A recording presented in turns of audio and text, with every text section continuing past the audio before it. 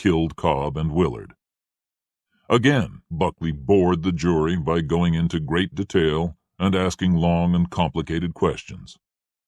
The jury members were becoming increasingly tired of the sound of his voice. When it was Jake's turn to ask questions, he said that he had none. The second day of the trial started in the same way, with the jurors in their seats by 9 o'clock.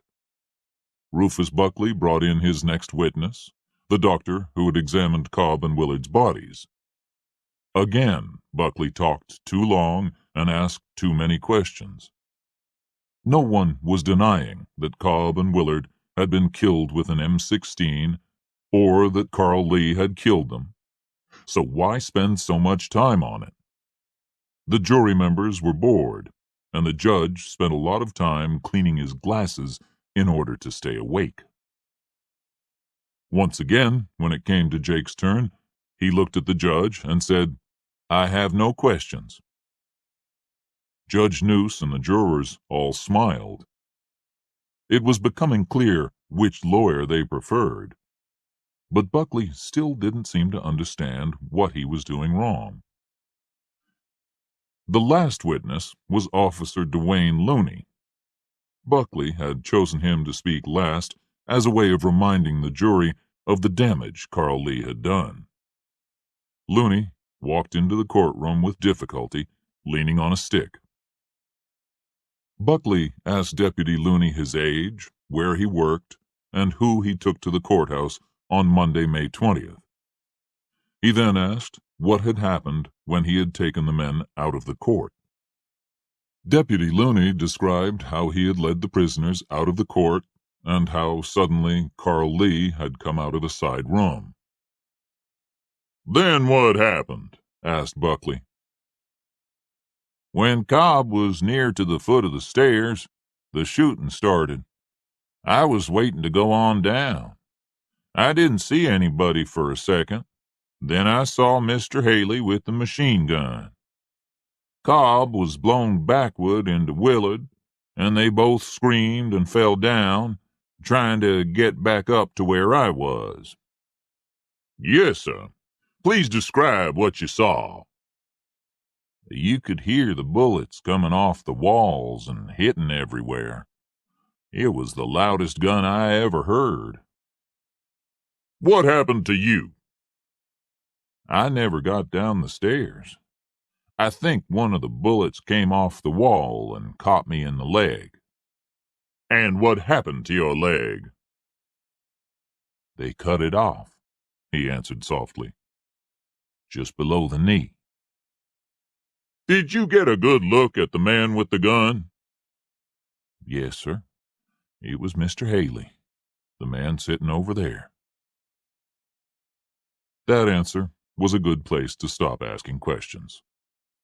But Buckley then took out large plans of the courthouse and arranged them in front of the jury so that Looney could walk around and show his bad leg. Jake rubbed his forehead, and Noose cleaned and re-cleaned his glasses. The jurors moved around in their chairs. Buckley had lost them again. "Any questions, Mr. Briggins?" Noose asked at last. "Just a few questions. Officer Looney, who was Carl Lee looking at when he was shooting?" "Those boys, I think."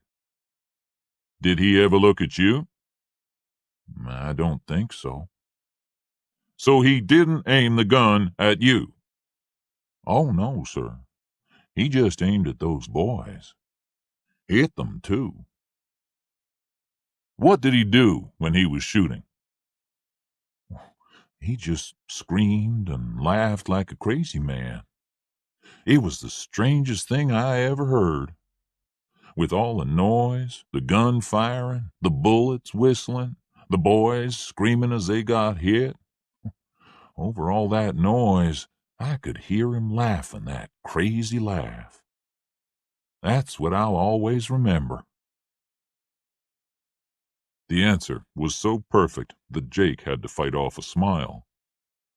He and Looney had worked on it 100 times.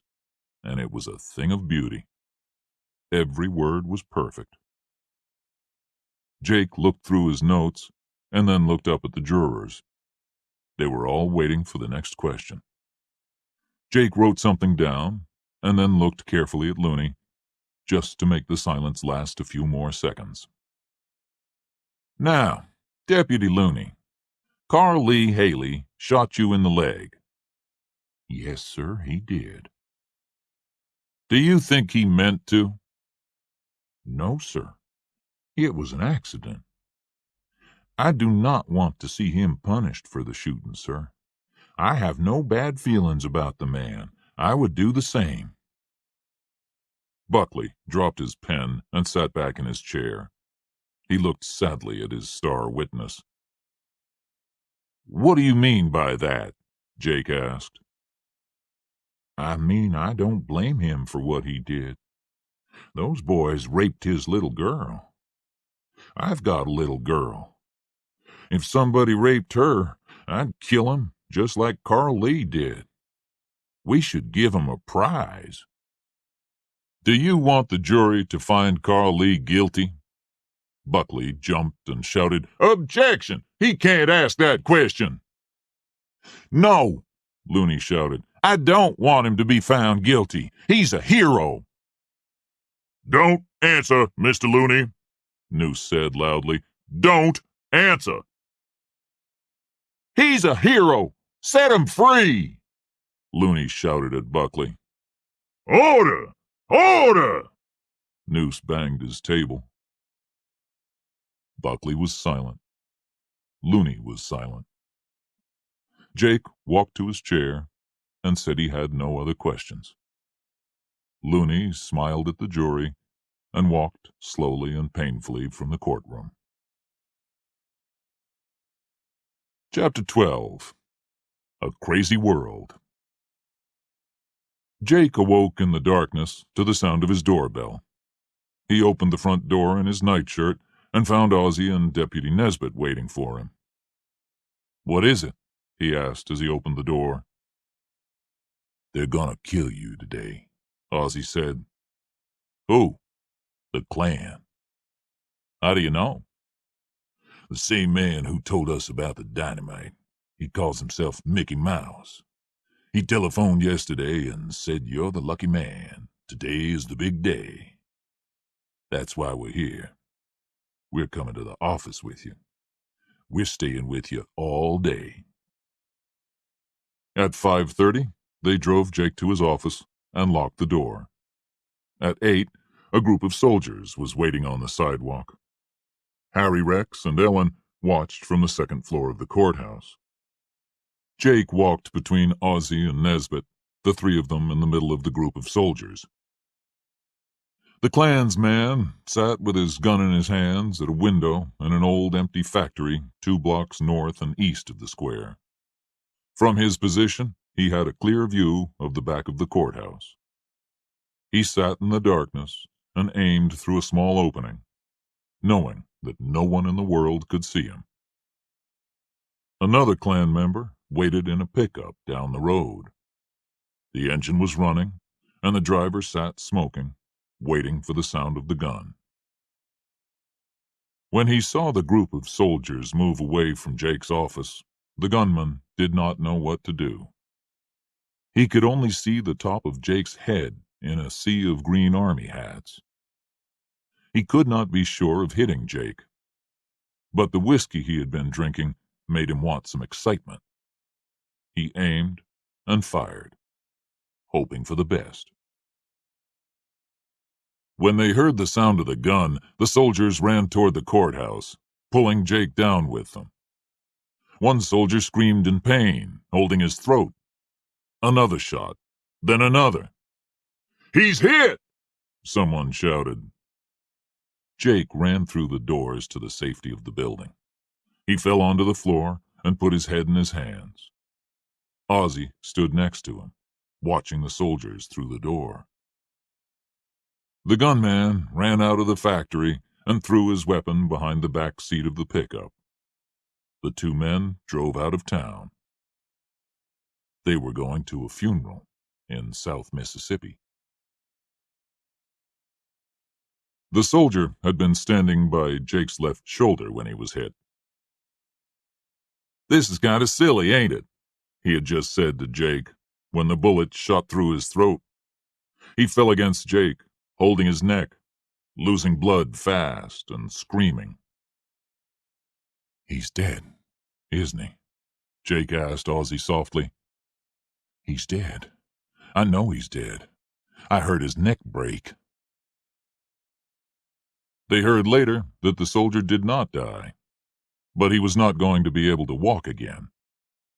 Jake managed with difficulty to persuade the judge that the trial could wait for another 24 hours. He stayed in the office with Harry Rex and Ellen Rourke. After he had phoned his wife to tell her he was unhurt, he sat with his friends, talking too much and drinking too much. Dr. Bass joined them later in the day, and then Lester Haley arrived with Lucien.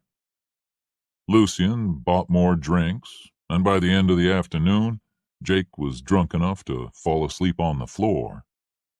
Ellen slept on the sofa in Jake's office. When Ellen woke up, the room was dark and empty and smelled of alcohol. She moved around carefully and found her boss peacefully sleeping on the floor in the conference room. It was 10 o'clock. She had slept 5 hours. She could stay at Lucien's house, but needed to change clothes. She locked the front door and walked to her car. Ellen had almost arrived at Oxford when she saw the blue lights behind her. As usual, she was driving at 75 miles an hour. She parked at the side of the road, got out of the car, and waited for the police. 2 men approached from the blue lights. Suddenly, she was knocked to the ground.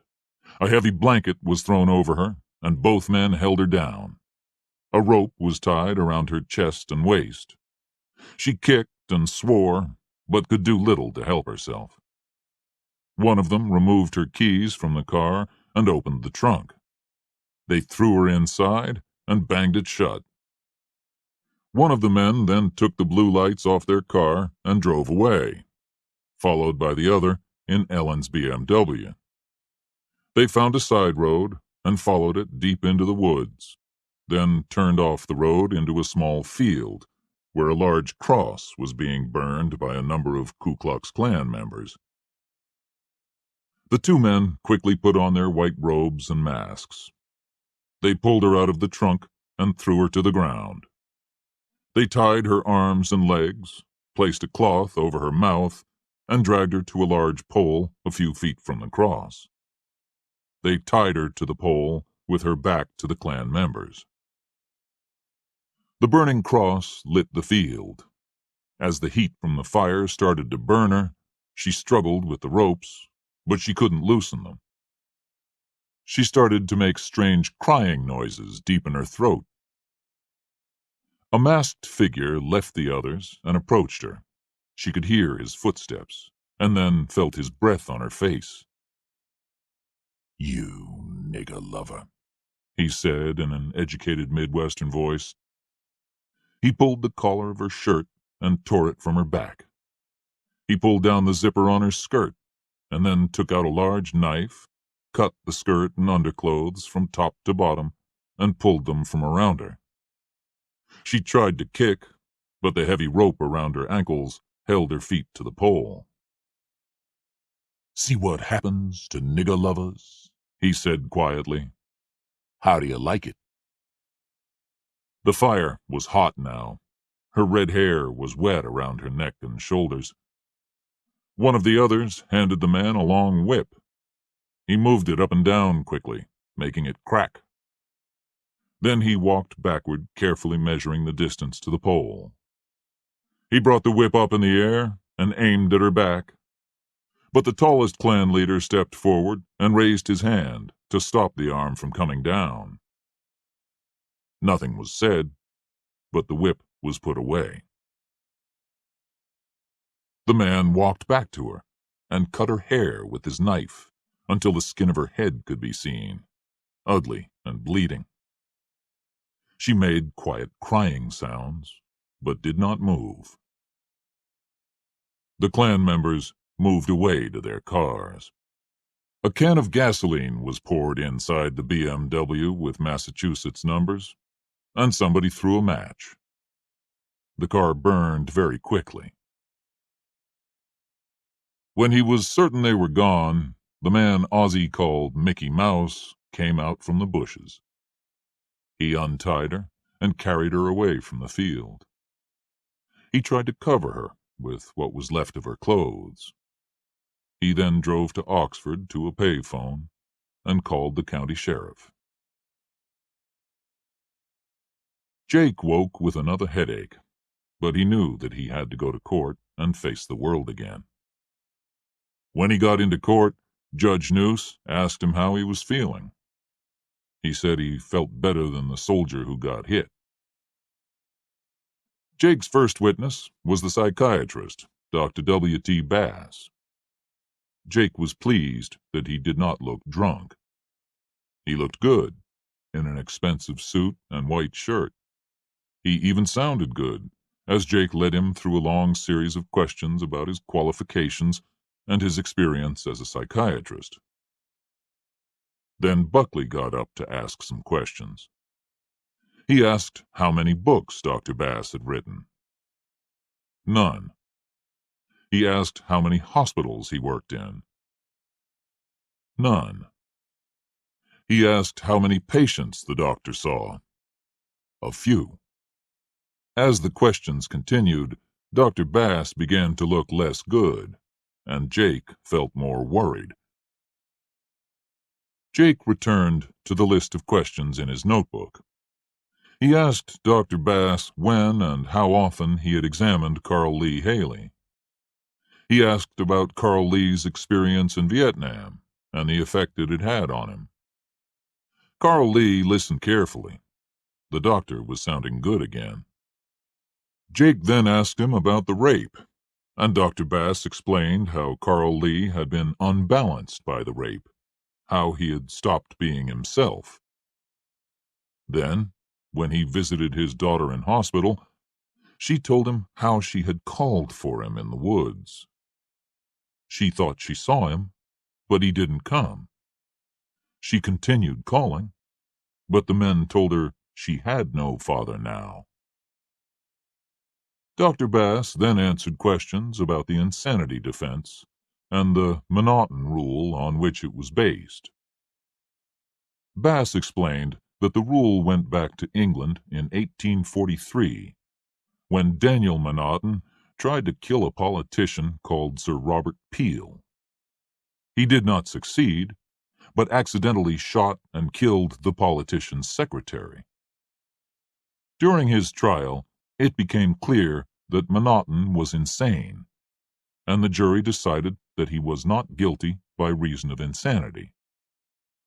From this, the M'Naughton rule was made, and it is still followed in England and 16 U.S. states.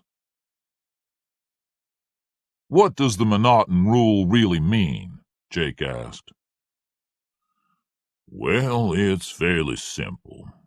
To use insanity as a defense, you must prove that the person did what he or she did because they had a mental disease, or that they did not know the nature and quality of what they were doing.